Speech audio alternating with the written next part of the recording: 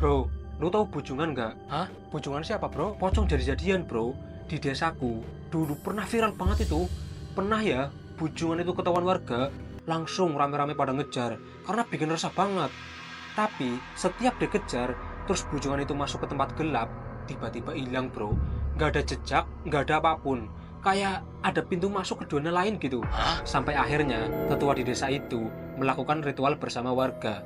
Terjawablah, siapa dalang di balik Bujungan atau pocong jadi-jadian itu. Hah? Siapa, bro? Dalang di balik Bujungan itu adalah...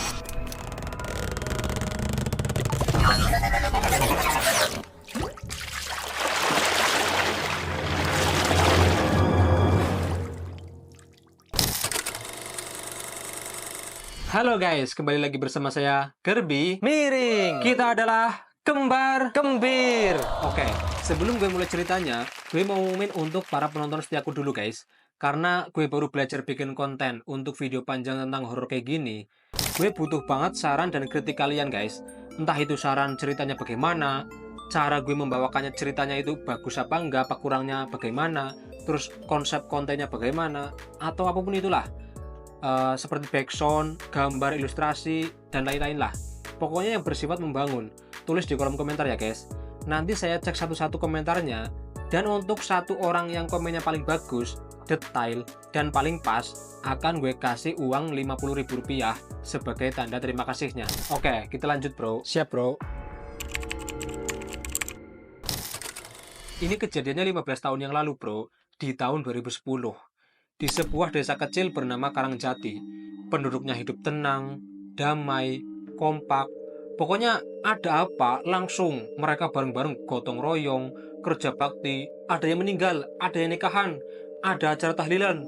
Pokoknya nggak sampai dipanggil, mereka udah inisiatif sendiri untuk bantu-bantu. Masang teratak atau apa ya, bahasa Indonesianya Taruh. Nah, ya itu taruh. Pokoknya kompaklah warganya. Bahkan ketika ada bujungan, mereka bukannya takut, malah buru bujungan itu, bro. Jadi, di tahun 2010, itu kayaknya bulan Desember apa ya, yang mana saat itu bersamaan dengan bulan Suro. Setiap malam Jumat Kliwon, ada teror dari sosok-sosok berjubah putih, tubuhnya melompat-lompat seperti pocong. Tapi warga tahu, itu bukan hantu biasa, bro. Mereka menyebutnya bujungan atau pocong jadi-jadian. Pocong jadi-jadian itu entah itu arwah penasaran atau manusia yang menyamar jadi hantu. Tapi yang jelas, sejak malam itu teror mulai menghantui desa dan semuanya pelan-pelan berubah menjadi mimpi buruk. Hah? Mimpi buruk gimana, bro? Katanya warga nggak pada takut. Memang warga nggak takut bro, tapi anak kecil itu loh, bujungan ini jadi mimpi buruk bagi mereka. Dan yang bikin gedeg warga, kelakuan pocong ini, kelakuan bujungan ini, itu udah di luar nalar bro. Beda sama pocong asli. Hah? Penampakan pertama terlihat pada malam Jumat Kliwon, sekitar jam 11 malam. Di desa Karangjati ini, kegiatan ronda malam itu masih aktif pada saat itu. Pak Siswo yang saat itu mendapat giliran jadwal ronda sedang patroli di pinggir jalan desa bersama dua warga lain. Mereka menyusuri jalan setapak di antara rumah warga dan perkebunan. Saat senter diarahkan ke salah satu rumah warga yang terlihat seluruh bagian rumahnya gelap, mereka melihat ada seseorang yang gerak-geriknya mencurigakan di depan rumah gelap itu, bro. Salah satu warga yang sedang ronda bersama Pak Siswo itu, namanya Asep, tanpa aba-aba, teriak kenceng banget. Maling! Maling! Maling-maling dasmu! Kinyong Rohman! Kata seseorang yang gerak-geriknya mencurigakan tadi, namanya Rohman. Loh, jebule kok? Agi apa sih kau ning kono, Man? Tanya Asep. Listrik rumahnya mati kok, anjlok. Kata Rohman kesel. Alah sih, gue udah deg-degan malah. Ternyata pemilik rumah sendiri lagi benerin listrik. Iya bro, emang ceritanya begitu. Gue aja pas denger kesel, ya udah lanjut bro. Oke. Kemudian mereka jalan lagi meninggalkan jalan setapak itu. Dan sampai ke sebuah jembatan, tiba-tiba di depan mereka sekitar jarak 30 meter di dekat kebun salak ada sosok putih berdiri diam, tidak bergerak, hanya menunduk. Tingginya sekitar 1,5 meter. Tubuhnya dibungkus kain putih. Itu pocong apa ya? Kata salah satu warga pelan. Pakai bahasa Jawa tapi bro. Terus Pak Siswo mengarahkan senter ke sana dan seketika sosok itu mendadak melompat cepat tapi jauh bro ke arah kebun salak itu. Nah mereka langsung bergegas tuh lari mengejar sosok itu. Nafas mereka terengah-engah. Tapi saat masuk ke area gelap di kebun salak itu, sosok itu tiba-tiba hilang. Tidak ada suara, tidak ada jejak, hanya bau apek dan samar-samar kayak ada desisan gitu. Terus abis itu ada suara seperti orang tertawa pelan. Keesokan harinya, kabar penampakan itu menyebar, dan hampir setiap malam, sosok itu terlihat oleh warga. Tapi setiap dikejar oleh warga yang sedang ronda, sosok itu seketika hilang saat masuk ke tempat gelap. Karena kejadian ini makin sering, ibu-ibu melarang anak-anaknya keluar rumah setelah maghrib. Malam-malam jadi sunyi, mencekam, dan penuh was-was. Tapi teror tidak berhenti. 2 minggu kemudian, Mbah Wartoyo, tetua di desa itu, yang tinggal sendirian di pinggir kebun bambu, juga melihatnya. Dia melihat dari jarak yang cukup dekat, dari balik pagar rumahnya. Katanya, pocong itu berdiri di tengah jalan setapak. Tapi yang aneh, matanya bro. Matanya itu nggak putih semua, kayak pocong-pocong pada umumnya gitu loh. Warna matanya itu merah, tatapannya seolah penuh kebencian. Malam itu, ayam-ayam warga banyak yang mati. Tapi kondisi ayamnya itu, lehernya kayak habis dipatahkan satu persatu bro. Dan di tanah kandang-kandang ayam itu, terlihat bekas loncatan seperti kaki terikat. Nah, Jumat Kliwon berikutnya, warga sepakat melakukan ronda besar. Lebih dari 30 orang berkumpul. Mereka bawa obor, senter, dan senjata seadanya. Kayak kayu, besi, pokoknya benda tumpul gitulah. Dengan perasaan tegang sekaligus gembira, karena baru kali ini mereka itu kumpul rame-rame puluhan orang di tengah malam untuk ngeronda memburu bujungan. Kayak seru gitu. Kalau rame-rame kan rasa takut jadi berkurang. Nah, jam 11 lebih 15, tiba-tiba terdengar suara dari arah balai desa. Lompatan khas bujungan itu muncul lagi. Sosok putih melompat pelan, tapi hentakannya itu keras gitu. Oke gitu bro. Kali ini dia tidak kabur. Dia malah berbalik. Semua warga kaget.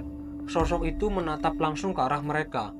Wajahnya putih pucat, matanya besar, dan menyala merah, melotot. Warga mulai ada yang panik. Astagfirullah, medeni nih.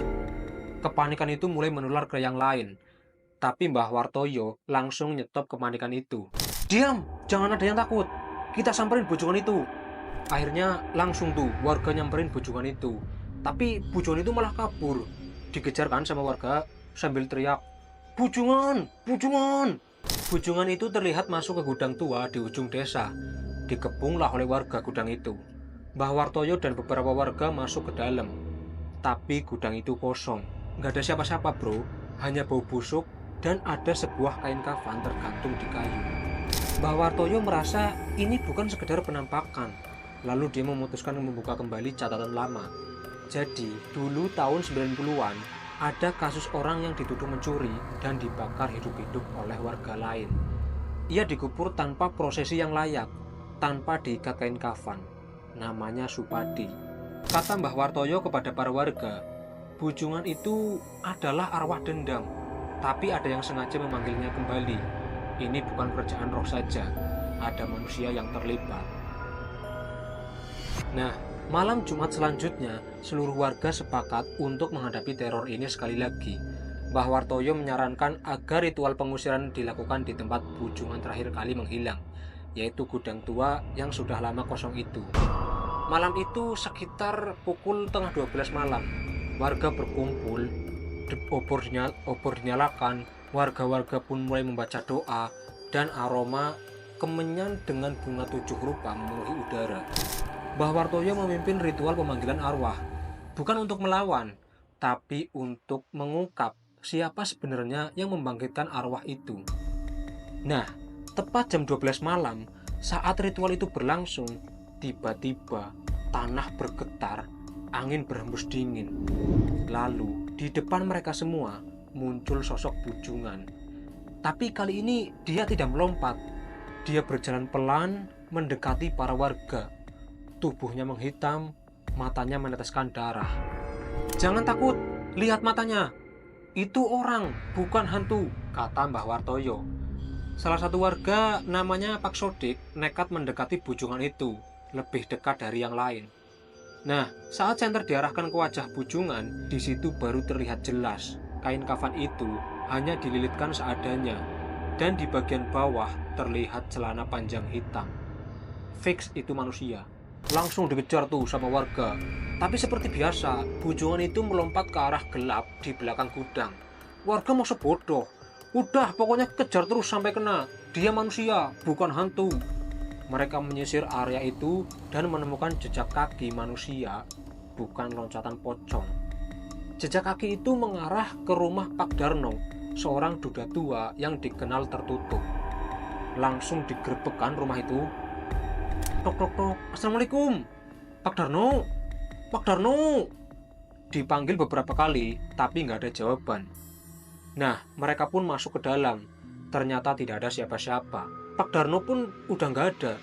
Mereka hanya menemukan kain kafan, tali pocong, serta topeng lateks berwarna pucat. Akhirnya, kain kafan, tali pocong, dan topeng itu diamankan oleh Mbah Wartoyo.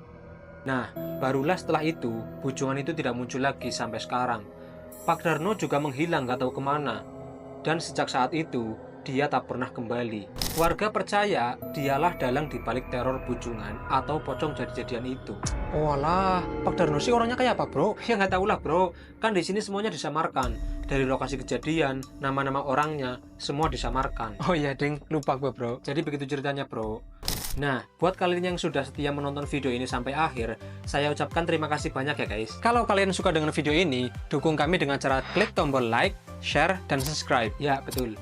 Nah, kalau kalian juga ingin berbagi pengalaman, kisah horor, atau inspiratif juga bolehlah. Silahkan kirimkan cerita lengkapnya ke sini ya guys. Nah, udah. Oke, sampai jumpa di video-video selanjutnya. Saya Gerbi, Miring, pamit undur diri. Bye-bye. bye-bye.